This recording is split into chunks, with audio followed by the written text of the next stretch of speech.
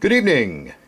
It's Aquarian Solutions with you, Archie and Firmo, talking about being in between two eclipses. And what I'm referring to specifically is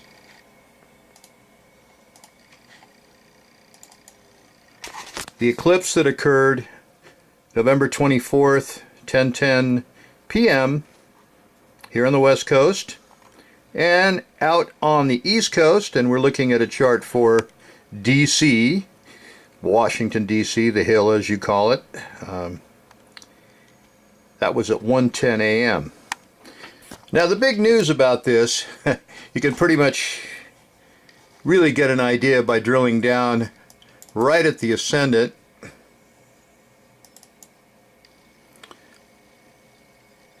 Sabian symbol for 21 degrees 22. Virgo, a royal coat of arms enriched with precious stones. Yeah, there's a connection to heritage, but we're really talking pure blood hereditary issues, blue bloods, if you will. So there's an issue of control here right off the bat.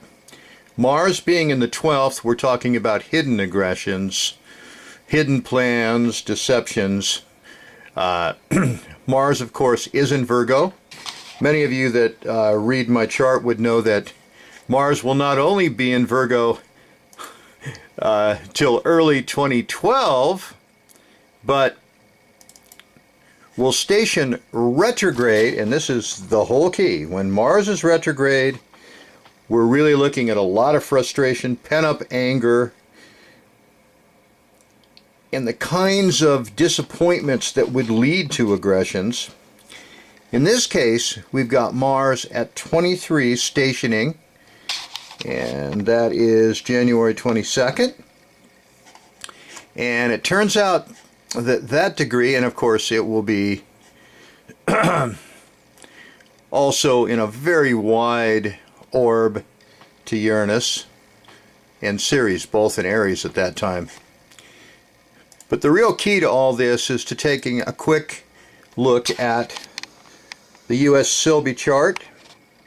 And if you don't know what the Sylvie chart is, it's 5:10 p.m. when supposedly the last name was inked on the Declaration of Independence.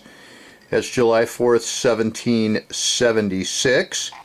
And yes, for those scholars of, and there's various times, but many people concede that this is probably the best to work on, the foundational chart. There we go. Neptune, illusion, delusion, 22 degrees, 25 minutes, Virgo. Mars is stationing at 23, close by. And then Mars, the planet of war, at 21 degrees, square Neptune. So there's our John Wayne complex. America being in love with the military. Now let's take a quick look back.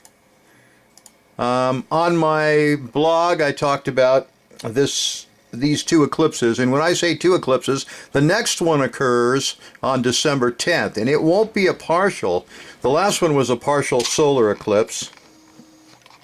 This one will be a total lunar eclipse on December 10th.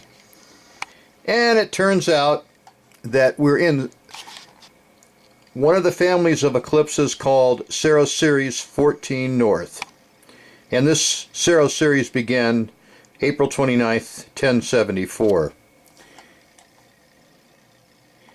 As I said, this is a very strange family of eclipses, heralding an acute time in personal relationships, unexpected happenings, and that will include financial matters, potentials of illness, unrequited love, confusion, draining of energy, a peculiar turn of events. No important decisions should be made during this time as there is too much confusion and delusion.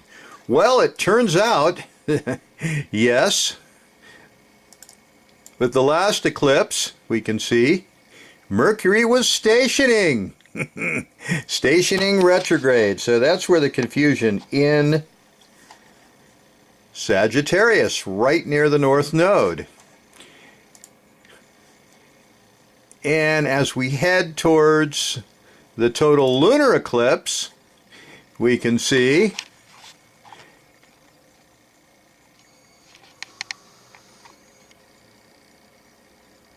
as retrograde Mercury this time is almost ready to station direct at 4 degrees. So in between that time, we've had Mars square Mercury, December 2nd, and Mars square the Sun. Well, let's take a quick look again at that chart coming up on December 10th. The real key is not only the mutable Grand Cross, but a very close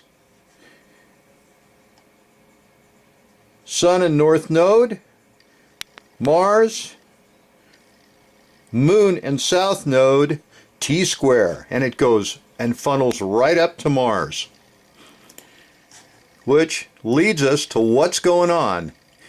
And whatever particular media you listen to, here's Democracy Now! Talking about it. This is a Senate Pentagon spending bill that could usher in a radical expansion of indefinite detention under the U.S. government. A provision in the National Defense Authorization Act would authorize the military to jail anyone it considers a terrorism suspect anywhere in the world without charge or trial. The measure would effectively extend the definition of what's considered the U.S. military's battlefield to anywhere in the world, even the United States. The measure's authors, Democratic Senator Carl Levin of Michigan and Republican Senator John McCain of Arizona, is this? campaigning for its passage. If you haven't heard about this, you better get on the stick and find out about it. Officials, including Defense Secretary Leon Panetta, Director of National Intelligence James Clark. Let's take another look here and see what the latest news about this is. Oh, it looks like the old guard has rejected the idea of stripping this whole detainee provision. That's getting pretty serious. Let's take another look here. Russia Today. Let's begin this afternoon with something U.S. lawmakers are cooking up as we speak. It's a bill in the U.S. Senate called the National Defense Authorization Act and may be voted on as soon as tomorrow. But with most bills, it is chock full of flowery language about protecting the homeland and giving the military the tools they need to do their job. But the bill also does something unprecedented.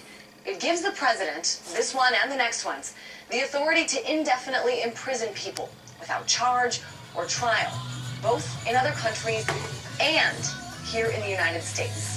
But don't take my word for it. Take a look at this. Here is text of the Senate bill.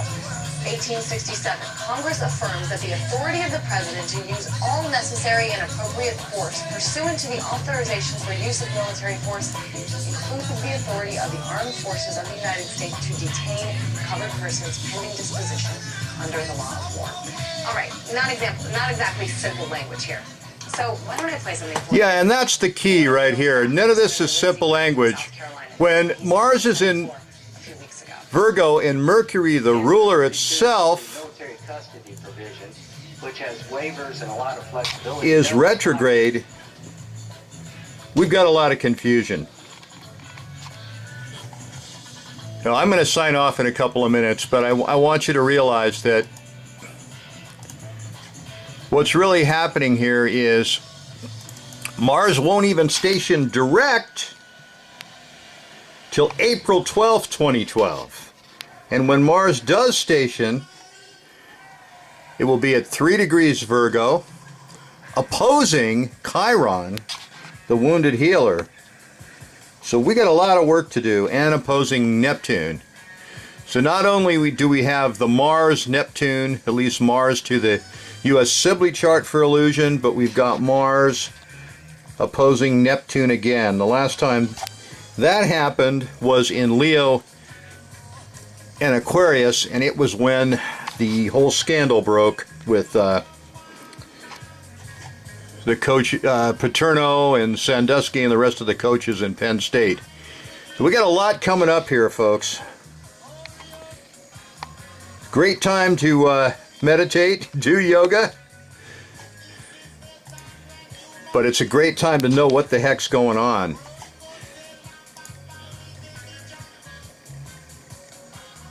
Because we really don't need America to be a battlefield, that's for sure. For an FBI Director Robert Mueller.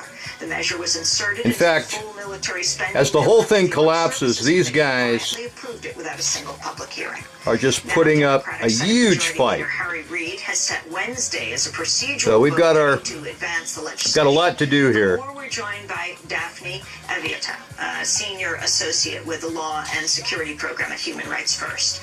On Monday, Human Rights ACLU, of First course, released a letter doesn't from support this 26 bill. retired So military stay in leaders touch. urging Go to the my Senate site. to vote against the measure, as well as against a separate provision that would repeal the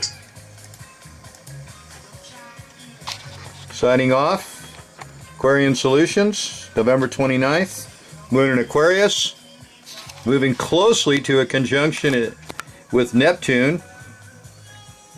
And we've got, just to throw that out there, weather will be another issue that we haven't even talked about. But the fog in the Bay Area is just crazy. The visibility around here is about 1/16 of a mile at the airports. So let's hope we can, this fog will blow away, and the fog will blow away